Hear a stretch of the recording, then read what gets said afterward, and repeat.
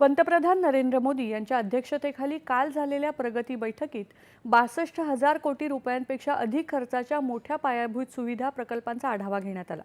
रस्ते वाहतूक, वीज आणि जलसंपदा क्षेत्रांशी संबंधित या प्रकल्पांचं धोरणात्मक महत्त्व अधोरेखित करून अंमलबजावणीतल्या अडथळे दूर करण्यासाठी आणि ते वेळेवर पूर्ण करण्यासाठी एकत्रित प्रयत्न करण्याचं आवाहन पंतप्रधानांनी यावेळी केलं।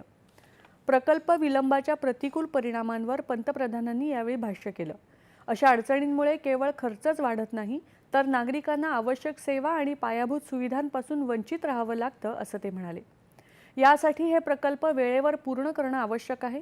त्या दृष्टीनं कार्यक्षमता आणि जबाबदारीला प्राधान्य देण्याचं आवाहन त्यांनी हितसंबंधितांना केलं।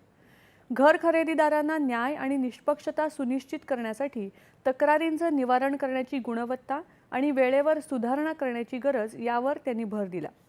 त्यांनी राज्य सरकारांना रेरा कायद्याअंतर्गत सर्व पात्र बांधकाम प्रकल्पांची अनिवार्य नोंदणी सुनिश्चित करण्यासाठी सांगितलं।